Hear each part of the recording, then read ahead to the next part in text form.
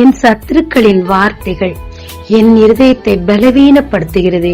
நான் பயந்து போயிருக்கிறேனே, என்ன செய்வது என்று அங்கலாய்க்கும் ஆத்மாவே, இன்று கர்த்தர் உங்களுக்கு சொல்லுவது சங்கீதம் 56:11.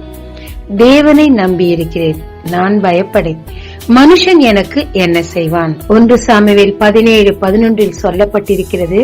ராஜாவாகிய சவுலும் இஸ்ரவேலர் அனைவரும் இந்த கோலியாத்தின் வார்த்தையை கேட்டு கலங்கி மிகவும் பயந்து போனார்கள் என்று சொல்லப்பட்டிருக்கிறது. நாட்டை ஆளும் ராஜாவுக்கும் பயம், போர் வீரர்களுக்கும் பயம், இஸ்ரவேல் அனைவருக்கும் பயம்.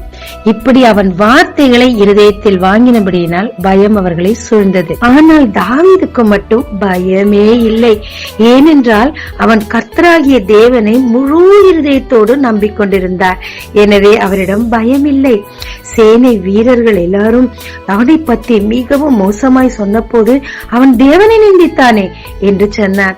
சவுலும் வந்து, அப்பா நீ இளைஞன், நீ போகாதே என்று சொன்ன போது அவன் தேவனை நிந்தித்தானே என்று சொன்னார். அவனுடைய அண்ணனும் வந்து அவனை திட்டிய போது நான் வந்ததுக்கு ஒரு முகாந்திரம் உண்டே என்று சொன்னான். இவனுடைய கர்த்தர் மேல் வைத்திருந்த அசைக்க முடியாத நம்பிக்கைக்கு கர்த்தர் எவ்விதத்தில் இந்த யுத்தத்தில் அவனுக்கு உதவினார். 49ஆம் வசனத்தில் கல்லை எடுத்து அவன் நெற்றியில் பட குறிவைத்து எறிந்தான். ஆனால் அந்த கல்லோ அவன் நெற்றியில் பதிந்து போனது. எனவே அவன் முகம் குப்புற விழுந்தான்.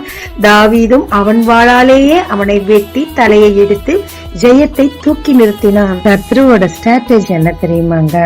அவனுடைய வார்த்தைகளினால் உங்கள் இருதயத்தை பலவீனப்படுத்துறது. தோல்வி உடனே வந்துருங்க. ஏன் அந்த பலவீனப்படுத்துதுன்னா, உங்க இருதயத்துல வார்த்தைய நீங்க நம்புறபடினால.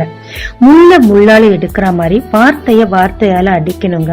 உங்க இருதயத்துல தேவனுடைய வார்த்தைகளை நிரப்பி வைத்து அந்த வார்த்தையின் மேலும் தேவன் மேலும் உங்களுடைய நம்பிக்கைய நீங்க வளர்த்து கொள்ளும் போது நீங்க ஜெயத்தை எடுக்கிறது எளிதா இருக்குங்க.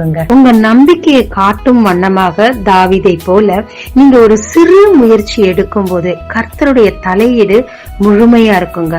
யுத்தத்தை அவர் கையில எடுத்து ஸ்ட்ராட்டஜியவே மாத்தி அந்த தோல்விய அவனுக்கு கொடுத்து உங்களுக்கு முழு ஜெயத்தையும் கொடுப்பாருங்க. ஜெபிக்கலாமாங்க.